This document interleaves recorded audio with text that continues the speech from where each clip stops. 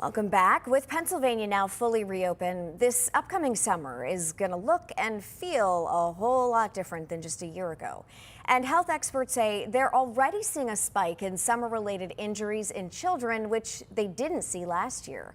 Matt Maisel has more on what parents should look out for in this week's Family First with Fox 43. It is about to be a wild summer. Many of us are ready and able to move out of social hibernation and have a little fun again. It also means more opportunities for kids to get hurt.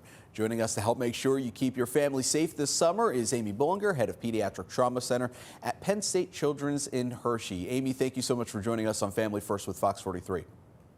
Thanks so much for having me today. Yeah, and I think we all expect to be a little more active this summer as the pandemic starts to wind down.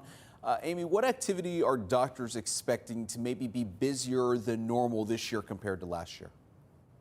So we are already experiencing a lot more injured kids, a higher volume of injured kids coming into the trauma center. If this last weekend and last couple of days is anything like what the summer is going to hold for us, we are going to be very busy. What do you tend to see as, I guess, the leading causes of child injury and child trauma during the summertime?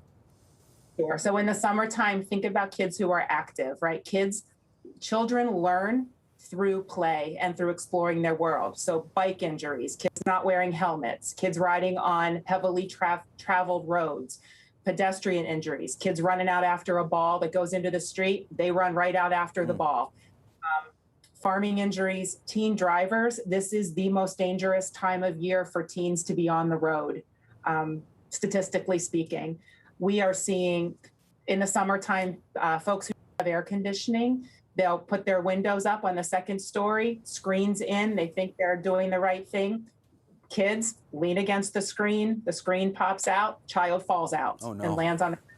And that's the thing, we want to let our kids play. We want them to have a good time. We don't want to be helicopter parents.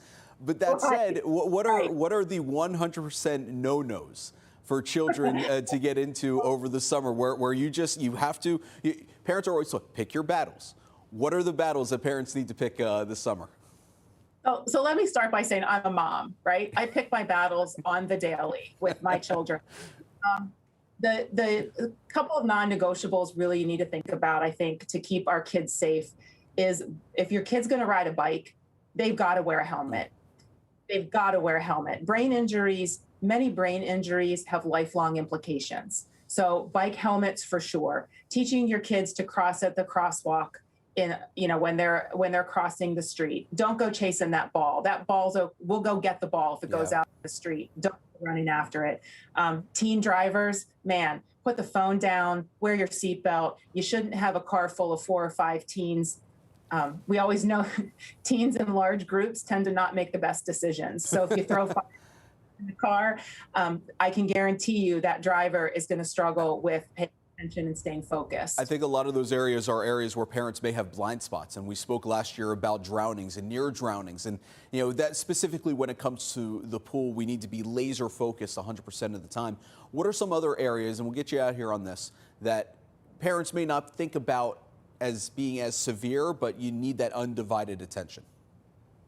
Yeah, I think when they're playing in the backyard, it sounds so simple. Just go play because, right, we're cooped up too. We're ready to get our kids out from underfoot. I get it. But you can't send your kid out in the backyard on a swing set or a trampoline or a tree house or something without paying attention to what they're doing because again, they want to explore. They're not thinking about the implications or the consequences of their actions. Amy Bullinger, Penn State Children's Hospital in Hershey, thank you as always for joining us on Family First with Fox 43.